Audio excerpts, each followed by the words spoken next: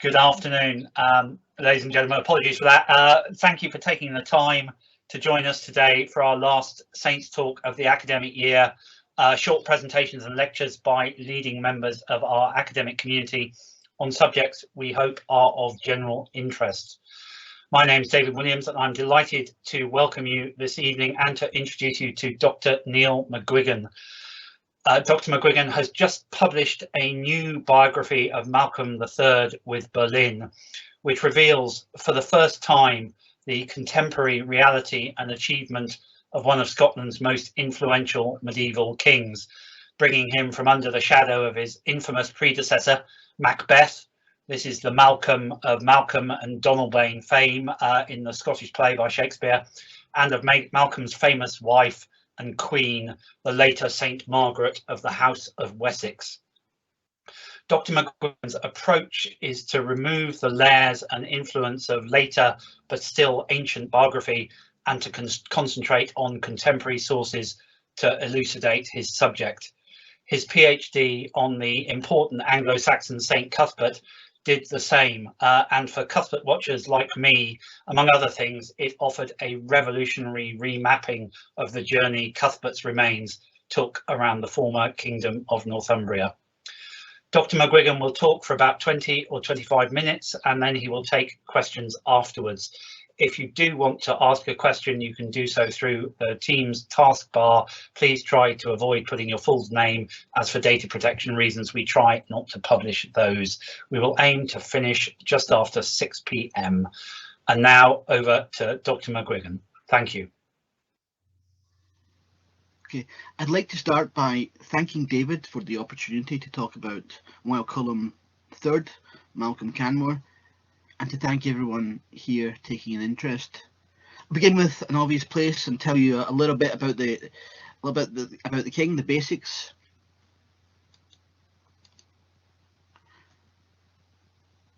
Malcolm reigned from 1058 to 1093. He took the throne after killing Macbeth famously and Macbeth's successor Lulach, two legitimate kings. He may have relied on foreign help, English, Norwegian, or possibly Irish. His rule coincided with the great Norman French takeover of England, and Malcolm took advantage of these developments by marrying a lady from the dispossessed English royal family and by invading England 4 times, dying on his last in 1093. He reigned 3.5 decades, 35 years, which is actually quite a long reign in 11th century terms. His reign was longer than any Scottish king before him, except one, Constantine, son of Aidh, who reigned in the first half of the 10th century.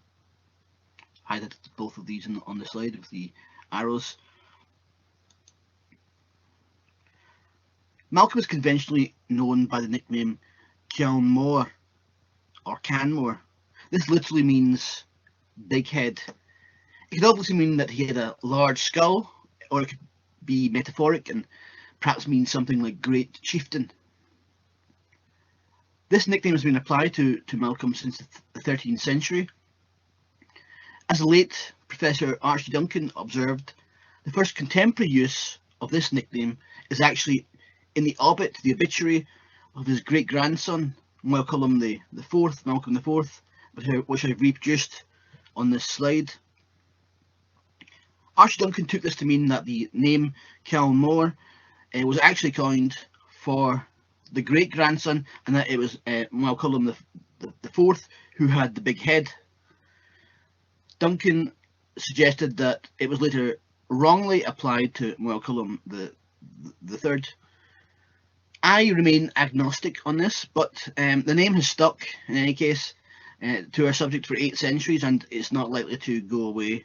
And I will refer to Máel Coluim III, Malcolm III, in this way in this talk.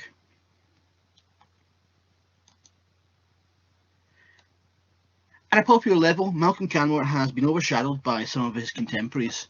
Macbeth is perhaps the most famous Scottish king of all, probably the most well-known Scottish monarch after Mary, Queen of Scots. Malcolm began his career as Macbeth's nemesis, the man responsible for Macbeth's downfall, and he appears in that role famously in Shakespeare's play. Another famous contemporary is St Margaret, perhaps the second most famous queen in Scottish history. This is Malcolm's wife. Margaret's descent from the Old English royal family made her a special figure in future centuries, for both Scottish and actually English kings as well. And she was canonised and recognised as a saint in the mid-13th century. Now, the myths surrounding Macbeth and Margaret and the great fame of these historical characters has made it difficult for Malcolm to gain much of an independent popular legacy. Ironically, however, is their fame rests largely on the success of Malcolm himself and his political achievements.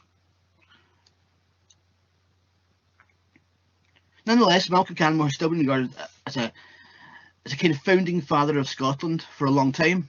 His reign is often given credit for some epoch-changing developments in Scottish history, and historians frequently use his reign to mark the dawn of a new era of Scottish history.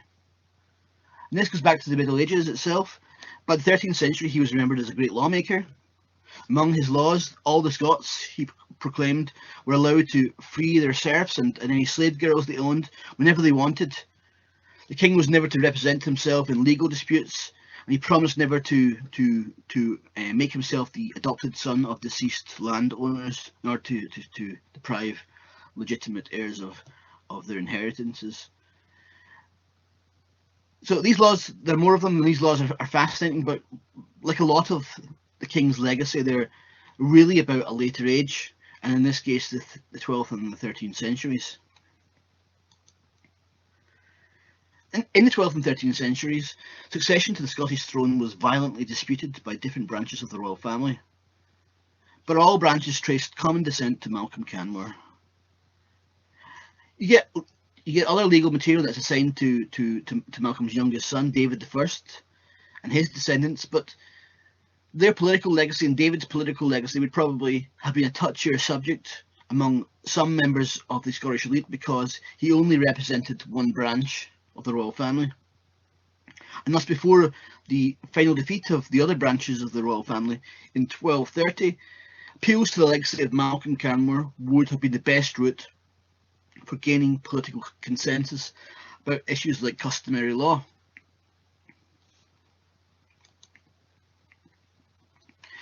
Now, it seems to be in this period in the 13th century that the core of historical material behind the Macbeth legends emerges, probably emanating actually from the world of the Macduff family.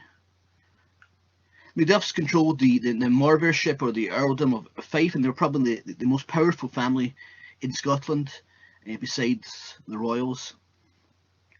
The ancestor of this family is said to have slain Macbeth and presented his severed head to Malcolm Canmore at Kincardine in the Mearns, and in return Malcolm is said to have granted to the Macduff the law of Clan Macduff and the right the right of their clan leader, the Morvair of Fife, to preside over the inauguration of Scottish kings. The incident is remarkably similar to an incident from the civil wars of the period, where the heads of one of the royal pretenders, in this case Geoffrey McWilliam, is presented to Malcolm Canmore's descendant the future Alexander II in the 1210s, also at Kincardine in the Mearns. In the later Middle Ages, Malcolm's reputation is consolidated, and he comes to be regarded as the architect of what we would used to call feudal Scotland, essentially the Scottish aristocratic political order. Other great aristocratic families, like the rising Stuarts, they copied elements of the Macduff origin myth, leading to the invention of Banquo and Fleance, who will also be familiar to those of you who have read the play. More and more of the families,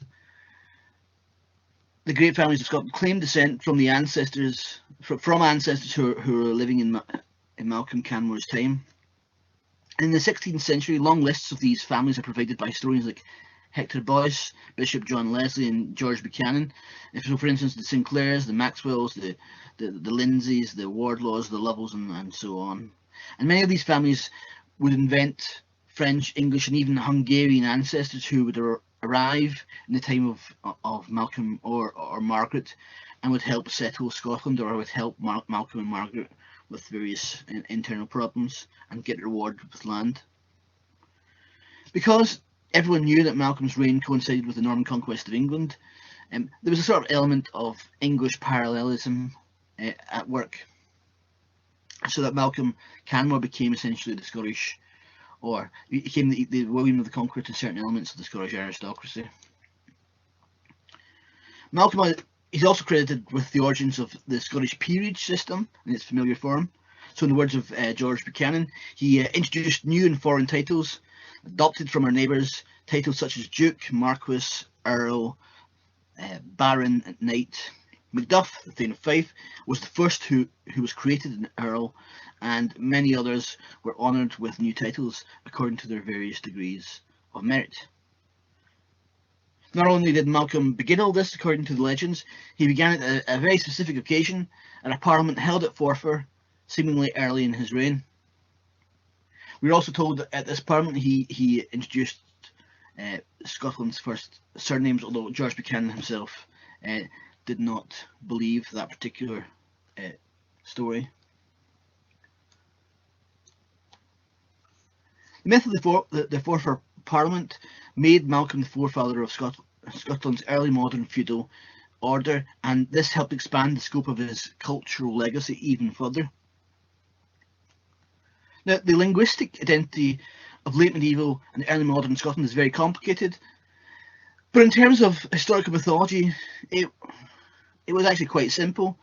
People seem to believe, a large number of people seem to believe, that back in the olden days all the Scots had been Gaelic speakers, and those who weren't Gaelic speakers, they had lost the language through historical change, or because they had been outsiders who came to the country and had never adapted. And by the 16th century, probably about half of Scots did not speak Gaelic.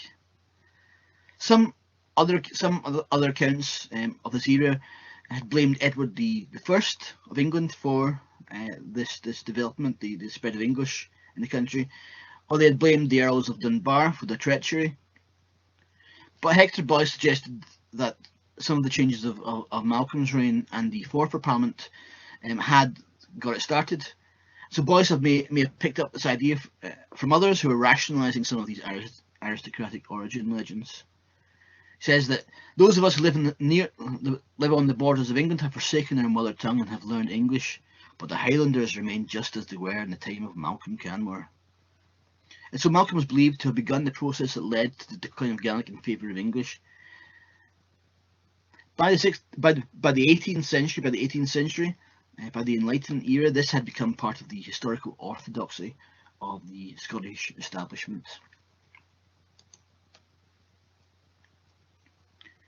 In the 18th and particularly the 19th century, Malcolm could be imagined as a precursor to the modern enlightened Highland clan chief, improving his people through Anglicisation and the establishment of better methods of doing things and of a more orderly type of governance. Malcolm Canmore's biography was carefully reconstructed and embellished to promote this theme. And I've highlighted the third Duke of Argyll in the slide, a man whose biography is very similar to the biography created for Malcolm by the historians of this era. Now, like the Eton educated Highland chiefs, Malcolm was raised and educated in the manners of the English aristocracy, and as a result became a zealous convert to their ways. The late medieval myths about Malcolm's love of foreigners, the migration myths of various aristocratic families, these were treated as facts, and it was also suggested that Malcolm Canmore's mother was English, a piece of speculation that soon became a factoid. His marriage to an Englishwoman was interpreted along the same grounds, along the same lines. Particularly in the 19th century, Malcolm's reign and that of his successors was portrayed as a long war between Anglicising improvement and native conservatism. The later history of Scotland was presented in the same light. Virtually all political conflict in the 12th and 13th century, for instance, was interpreted as part of some cultural struggle. And Malcolm's reign can be seen in terms of contemporary beliefs about race and racial essentialism.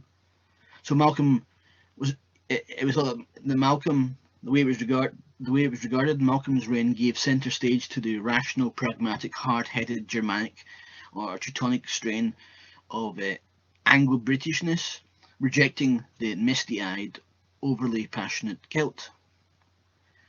And so there was also a romantic aspect. The misty-eyed, passionate Celts were all the rage in the era of the Ossian craze, of course, and this great struggle that had begun in Malcolm's reign meant that he was regarded as, quote, the last Celtic king. And thus, because he was the last truly Celtic king, he was the historical node that tied the Highlands and the ancient Gaelic culture that actually existed in Britain and in Scotland around 1800, that tied that to modern Britain and to the monarchy, and thus legitimised the legal power of the monarch. So in the same 19th century, Malcolm was seen as the founder of the Bremer Highland Games, for instance, and he had initiated this in order to found quick and efficient royal messengers, according to the legend. When Queen Victoria established herself as the patron of the Bremer Games, she was said to have done so as the successor of Malcolm Canmore. And as you can see in the slide, a statue of the king in ancient Highland attire was constructed at the entrance of Victoria's new holiday palace at Balmoral. It's hard to know how the viewpoints of monarchs, landlords and educated professionals who read these histories or wrote these histories, how that translated to any sort of popular level in practice. I would love to see some master's thesis or something else like that, work on the reception of this kind of stuff, and maybe looking at letters to newspapers and clan histories and modern internet sites and that sort of thing. But it's not hard to find the penetration of these beliefs amongst ordinary people today on the internet. And this slide shows a relatively random selection of recent Twitter posts about Malcolm and Margaret, with this theme of Malcolm and Margaret as the persecutors of Gaelic emerges. Now, often historians are guilty of treating this sort of source as a kind of freak show, or as something to be laughed at, sneered at and shot down. But this stuff is also potentially very valuable. It may be telling us something about the relationship between power and historical discourse in wider society today and in the other eras, beyond the ivory tower, as they say. Now, in modern Scotland, the reading public is often quite divided about the cultural and economic changes of the 18th and 19th century. So on the one hand, the country improved, industrialised, and it got richer. On the other hand, people were cleared off their lands and they were put in dirty factories and that sort of thing. And so possibly attitudes to Malcolm and Margaret can be analysed in similar terms. And this slide is a recent tweet very much trying to put Malcolm and Margaret in that context. The first version of the infamous Highland clearances happened in the hands of King Máel Coluim III, and so forth. So Malcolm is credited impressively of beginning the Highland clearances of the 18th century, centuries before, for at least the first version of them.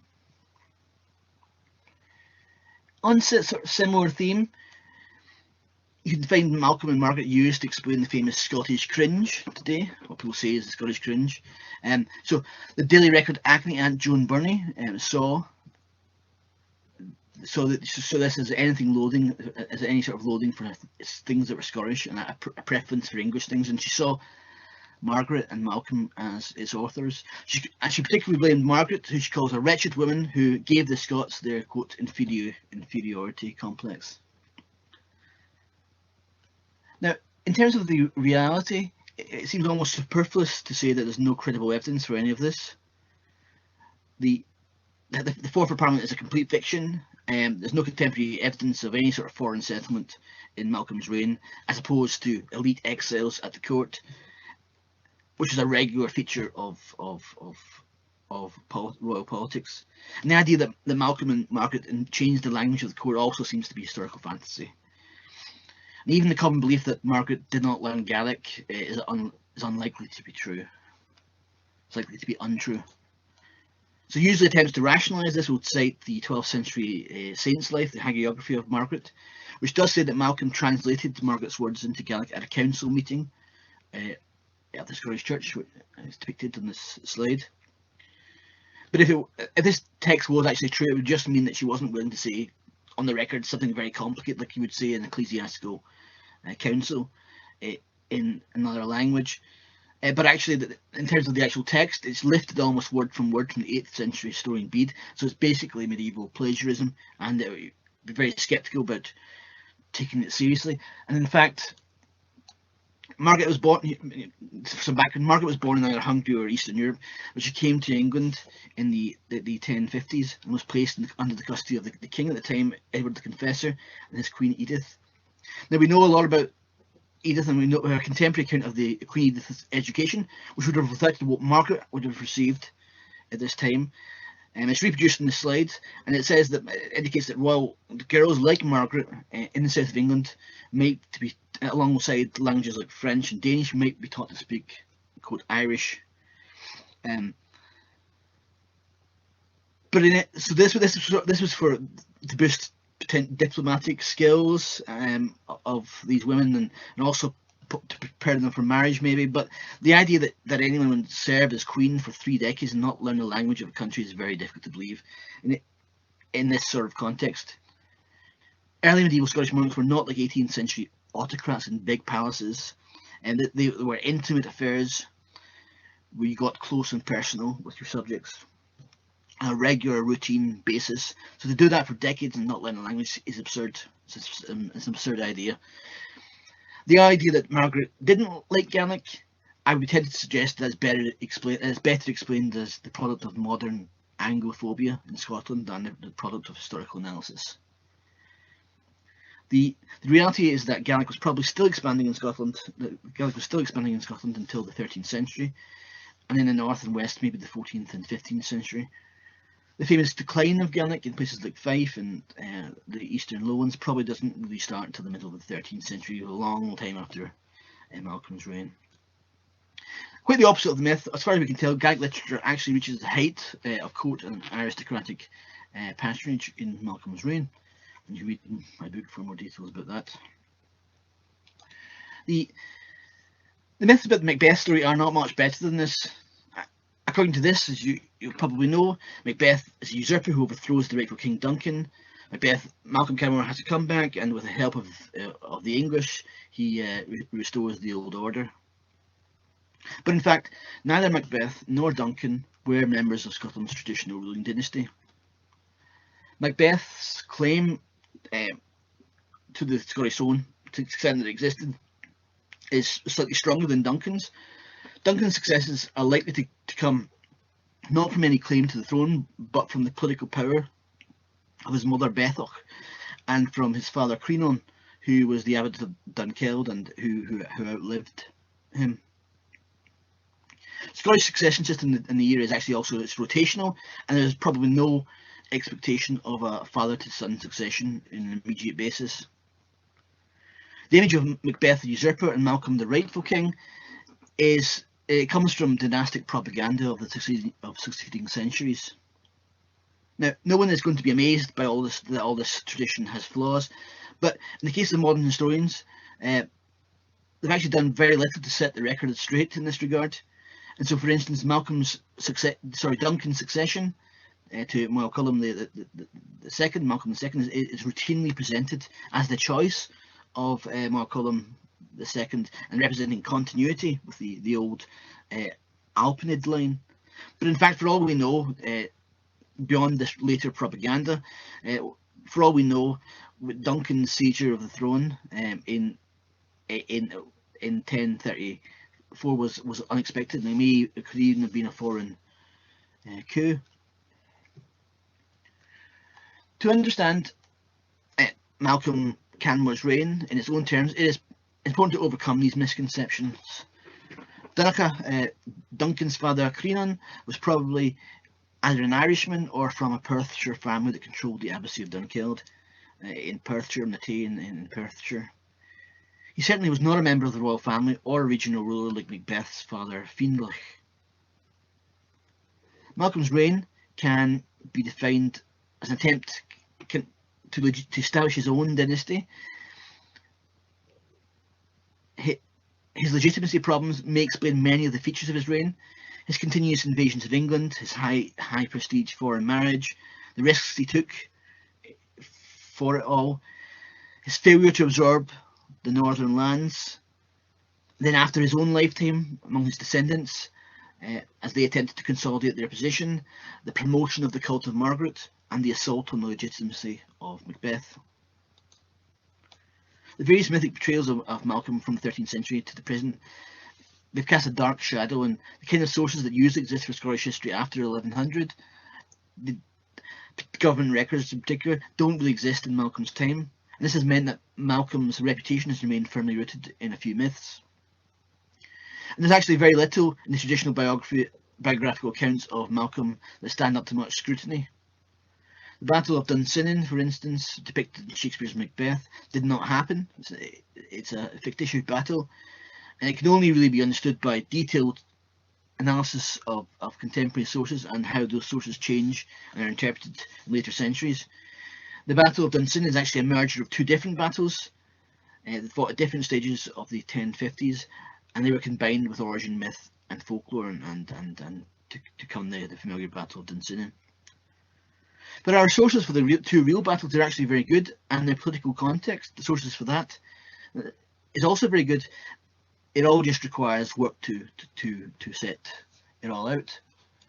And in the book I try to do that.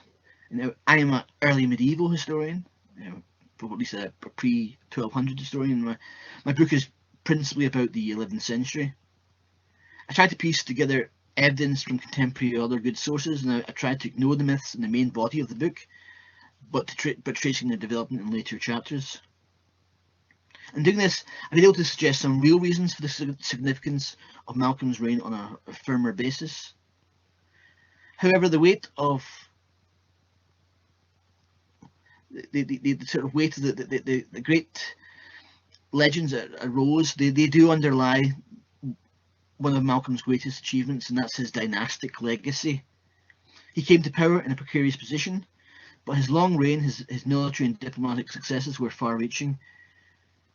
He succeeded by his own brother and not by a member of Macbeth's family, Clan Rory, and it's after the 1090s only, after the 1090s, only his sons and offspring would hold the Scottish throne. Now, we're conditioned to think of medieval Britain as a two-state island with England and Scotland, but in the mid-11th century that was not the case. There was England, which took up half the island, and then after that there was dozens of little kingdoms. And when Malcolm came to power, Scotland was one of the half a dozen or so major political units in northern Britain. It was not special in that environment. It was just a sort of northern. It was a northern version of Gwynedd, essentially, not a northern version of England. And so, in a contemporary world map from Canterbury, highlighted in this slide, it shows, for instance, the Cumbrians are depicted on the map. The Camry, Orkney is there too. It even shows the monastery of Armagh, but Scotland is not actually even there physically. But Malcolm's reign sees the disappearance of much of the political diversity of northern Britain. Strathclyde and Bamborough, for instance, disappeared from the record in this era. His reign also coincides with the first firm evidence for Scottish political domination south of the Firth of Forth in the region that came to be known as Lothian. Now, all this didn't amount to the kingdom that would be ruled by Malcolm's youngest son, David I, the kingdom that stretched, the Imperium that stretched from Orkney to the Tweed and beyond the Tweed, as far south as Lancashire. But Malcolm's reign seems to have made that sort of kingdom possible, and it was David's kingdom in its pre-1135 form, before the death of Henry I, that that would be recognised by the Plantagenet dynasty of England later in the century. Those were the boundaries that they were prepared to recognise, and thus they became very similar to the boundaries to modern Scotland. Malcolm's reign also coincided with the Norman conquest of England, as I said, and it was the military and diplomatic behaviour of Malcolm towards the Normans that were the key to his success. They allowed his dynasty to secure their status and also their territorial acquisitions, even in the decades after Malcolm's death.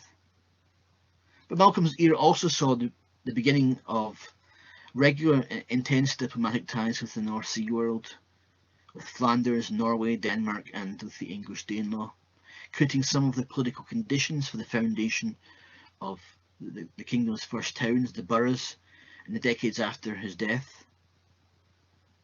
And these were important developments over the longer course of Scottish history. So to conclude, although the myths about Malcolm may be far off in terms of facts and factual terms, they probably do capture some of the significance of his reign. Okay, thank you. I will leave it there and I look forward to your questions.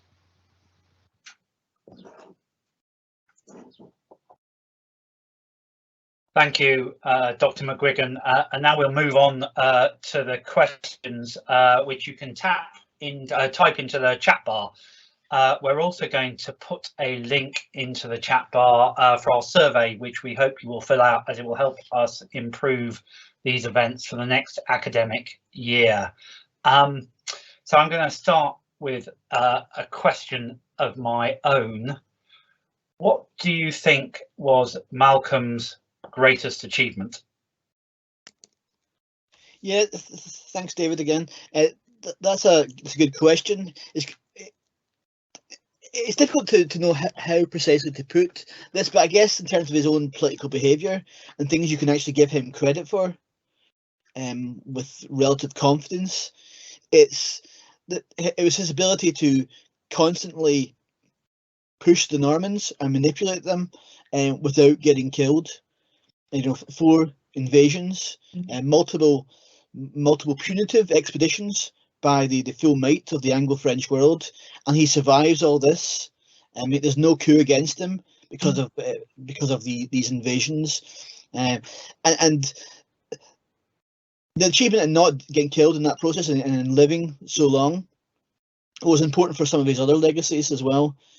So, as I sort of touched on in the presentation, that the relationship with the Normans was the diplomatic ones, particularly the marriage ties that eventually emerged, were key to the Normans recognising his dynasty as the king's. They supported several of his sons in the succession throughout the 12th, and their descendants later in the 12th century, but also the political border. I've argued there's a lot of evidence for Scottish expansion into beyond the Forth into Lothian and that sort of region in the Máel Coluim's era, but I don't think that he would have been able to hold on to any of that if the Normans weren't prepared to say, okay, you can have this, we recognise this. And there's obviously there was something in it for the Normans as well. Eventually the legitimacy that conferred from Malcolm's marriage and the offspring from that, but also from the Norman point of view, Norman expansion in England had destabilised the Norman Empire. These marcher lords in Wales and north of England were likely to rebel and support rivals to the throne. And the Norman political system in this time is divided between William Rufus on the one hand and his older brother Robert Curthose, and there's that element of it as well. By forming this relationship with the Scots rather than risking unlimited expansion by Norman freebooters, there's a lot of logic to that in terms of bringing stability. Thanks, Dr. McGuigan. And now a question from Stephen. Fascinating talk, thank you. Interesting to see agenda in subsequent centuries reshaping the perception of King Malcolm's reign for their own needs. Have you any sense of how Malcolm would have seen himself or portrayed his own rule? Modernizer, steady hand, pragmatist, something else? It's a very, very interesting question. It's very hard to answer that sort of question with any confidence. We have we have one anecdote about him that comes from his son, and sort of gives us gives us an idea of how he may have wanted his sons to think of him. It's an anecdote where where Malcolm is he's basically alone in a forest with a rebel, and the rebel's trying to assassinate him. But Malcolm hears about this in advance, and he challenges the rebel to basically fight him man to man, and the rebel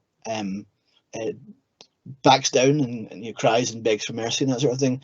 I think he would have liked to have been remembered as a warrior king, as a man's man, someone who delivered for his followers and protected his family, and possibly also someone who protected the church, and certainly the protection of the church thing that comes through very much in the texts that we have.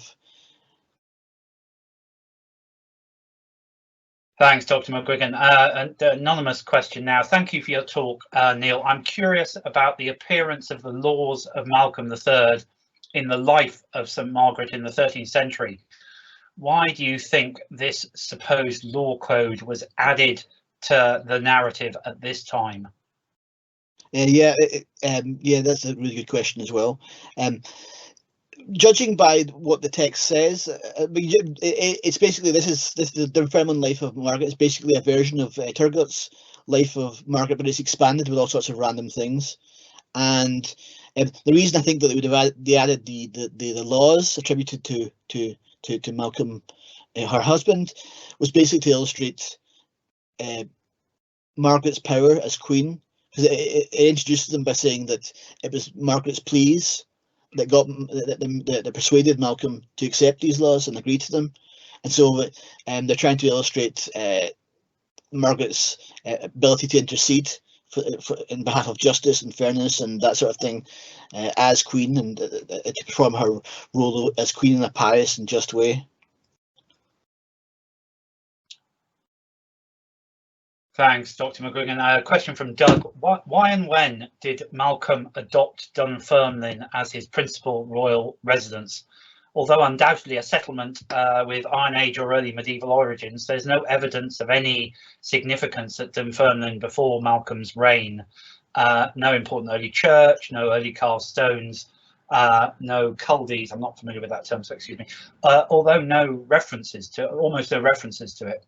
So why Dunfermline? Why not appropriate to himself the royal legitimacy latent in one of the old established royal centres, or perhaps a site in a newly settled Scottish Lothian, e.g. in Edinburgh?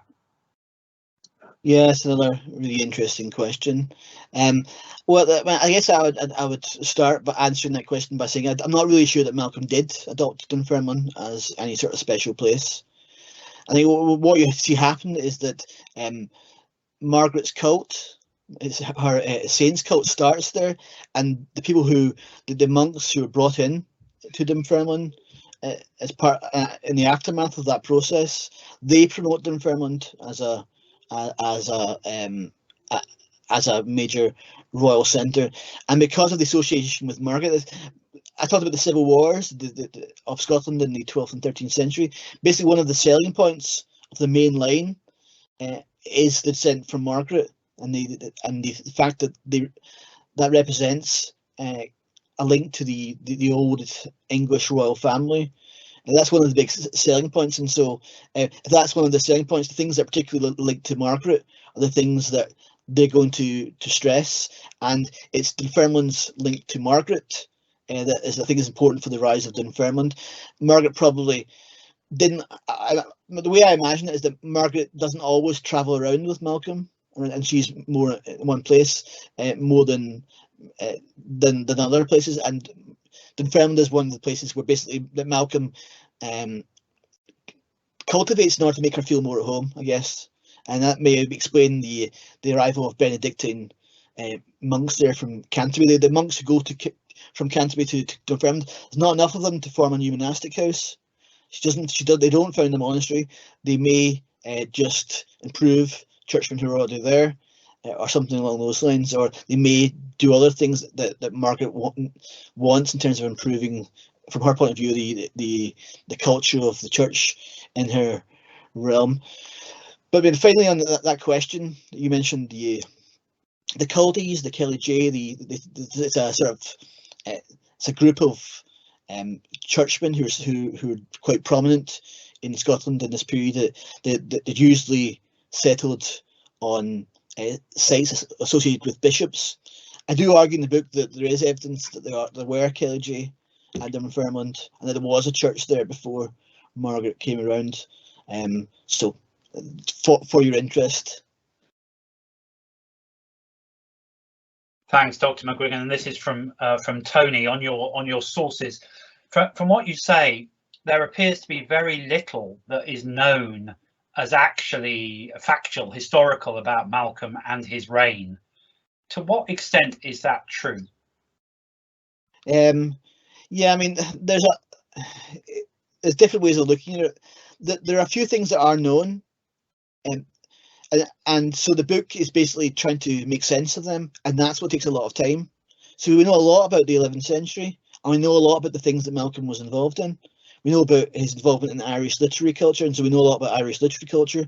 We know a lot about his involvement in the political affairs of England, and so reconstructing that in detail does tell us more about Malcolm himself. And so the case of just when you build up the context to a sensible level, you can make more and more sense of the very few details that are specifically about Malcolm that exist. And this is a question from Carl. Thank you very much for the lecture. I found it very exceedingly interesting. What is the significance of Malcolm's first marriage in his relations with foreign powers? And I'm going to add my own rider to that, which is, and what do you think happened to his first wife? Yeah, it's a very interesting one. Yeah, so this is Ingebjorg, who's connected with the Earls of Orkney, and she's the mother of the Earls of Orkney, who are earls during his lifetime. So that obviously, if that marriage is real, that would obviously make Malcolm. It also mean that he's a strong relationship with the Earls of Orkney, which would be interesting because the Earls of Orkney and the Scots would have a common interest in basically fighting the Moravians, the people of the Moray Firth, the Scots of the Moray Firth region. They have a common enemy in those guys.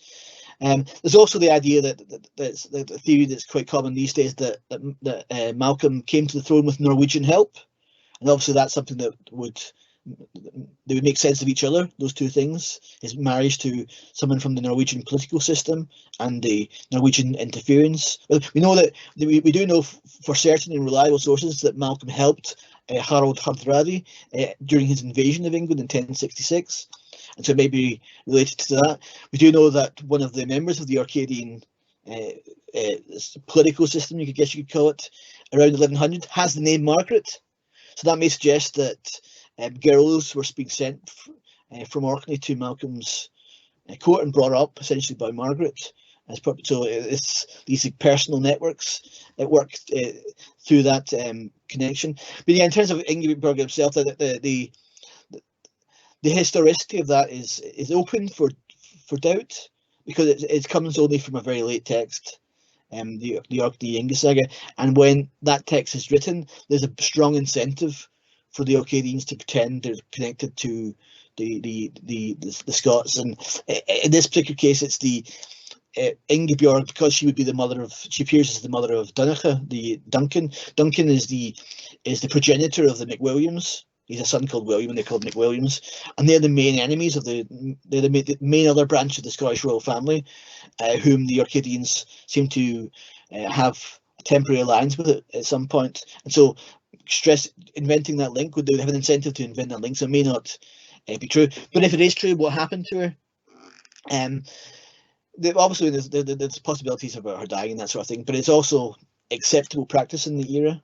Just about acceptable to discard women of lower status for women of higher status, And Malcolm would, if he did that to Ingeborg, he would have had a problem with the Orcadians, but he may have been able to compensate them by, for instance, assuring them that he'd do his best to make sure that Dunacha would succeed. He'd be half Orcadian in this case, that he would succeed to the throne, and the Orcadians would still like that.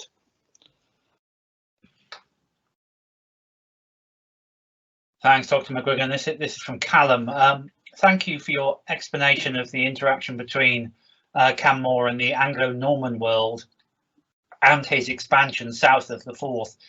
Could you say more about his relationship to power bases to the north, especially the Norse Gaelic societies to the north and west? Yeah, more about, well, in terms, it's sort of two different questions. We've talked about his power bases north of the Forth. We've got a pretty good idea about where the main royal centres of the Scottish kingdom are. They stretched from basically the classical era of the 10th century, from basically where Forres and Murray is to roughly where Dunfermline, Stirling is, sort of area. The kings are inaugurated at Scone in Perth, in Perthshire, just near Perth. In terms of so there are a lot of royal sites from that era that are pretty well established for textual reasons and archaeological reasons. In terms of the Norse north and west, I've spoken already about Orkney, and he may have asked that before he heard that answer. About Orkney. In terms of the west, that's very tricky.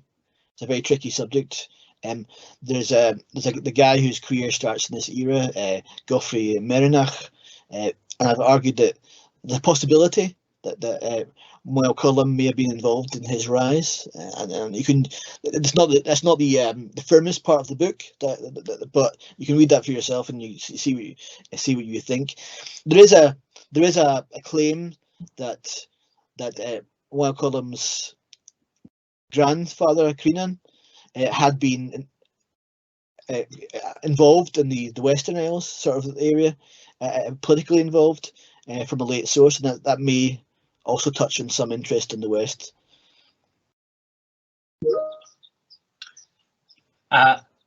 This is anonymous. Well, actually, it's from Doug. It may be the same Doug, so apologies to everybody. We've got a lot of other questions lined up. But a great question, I think. Had Malcolm been around to read Turgot's Life of St Margaret, what do you think he would have made of it? Yeah, interestingly, well, Turgot's Life of Margaret says that he couldn't read Latin, so that would be one problem. Had to have it translated for him. Yeah, he probably thought it was nonsense. I think that's it. Yeah, I think so. I mean, he doesn't come across very well in the Life. He appears just very briefly here and there, kissing some books and being a good sort of husband. He probably wouldn't like to be remembered that way. He's a sort of warrior king, and that's about the cult of a queen. So who knows? He may have enjoyed it. He may have understood the sort of creative license of hagiographers. Who knows? I'll just add my own follow-up to that, and I'm emphasising my Welshness at this point. How far do you think that Malcolm's success in co-creating a European dynasty, his children and grandchildren were, of course, kings and queens of England, Scotland, and a Holy Roman Empress, came down to the legitimacy conferred by Margaret being a princess of the House of Wessex? Yeah. That's a really good question. It's definitely something that's necessary. I mean, it all starts really because it's sort of secured when Henry I comes to the throne in 1100, and he marries Matilda, Malcolm's daughter, and that's what makes them that's the sort of big event. But of course, Malcolm's career is responsible for that, and as well. It's certainly something that's necessary. Henry would not have been interested in the daughter of the Scottish king. She didn't also have that means of, didn't have that with her. I mean, for those who don't know, the Normans, they had taken over England in the 1060s. They were settling in, but they didn't have a legitimate connection to the old English royal family. and Henry, by taking Matilda as his wife, his offspring would then thereby have a connection with the old English royal family, and it would very much cement their position. And it's that combination of legitimacy and power after the marriage that's essential to the both the security of the dynasty and the prestige and the growth into this European wide phenomenon. I have to stress also with this question the role of Matilda is very important here. She's not as well known in Scotland as Margaret, but she's more important than Margaret for certain. She's the one who's probably responsible for the career of David, or she's the person who commissions the biography of her mother, whom she probably never met, and she also commissions a translation into one of the earliest extended works in the French language, a translation of the life of Brendan into French. She's a very important person. So to stress that Margaret tends to overshadow Matilda. That's the thing. Something I would stress as well. I'm just going to finish up on that subject of very strong female leadership in this context and in this dynasty. And apologies to everybody, we've got another 19 questions here, but Dr. McGuigan has very kindly said we will share his email address in the chat, so please feel free to email him. But this is an anonymous question. Can you suggest how strong female historical figures seem to have become less prominent from the 12th century onwards, despite the prominent example of St Margaret? This is until recent political times. Yeah. I mean, I'm probably not well qualified to answer. I could speculate, but I think I'll refrain from answering that because I'm not really knowledgeable enough about material from that era. I guess one thing I might say is that unfortunately, I mean the 11th century in particular is a bit strange because of all the usurpations that happen and all the changes of dynasties. Female members of established dynasties, basically members of dynasties that are on their way out because they're not powerful enough to fight the new dynasties that are rising. So, for instance, the Danes who conquer England, and Emma of Normandy, who represents established power, and Edith and Margaret. Because of that big legitimacy gap, there's a lot of room for women to exercise political authority, and a lot of demand for their legitimacy, and that may not be like later centuries. And that's all I would say in response to that question. Thanks, Dr. McGuigan, and just say thank you for your time. If you haven't filled out our event survey yet, please do so. The link is in the chat. As I said, this is our final Saints talk now for this academic year. You can watch previous talks on our YouTube channel, and you can follow us on social media, Facebook, Twitter, LinkedIn and Instagram. We will also be inviting you to join a new 5-part summer lecture series on sustainability, which is a new ticketed initiative for St Andrews, which we hope you will consider joining this summer. And now, just to reiterate my thanks to Dr. McGuigan for his time and sharing his expertise with us all. Thank you for joining us. Over to you. Thank you very much. It's a great pleasure. Thank you. Have a good summer, I guess.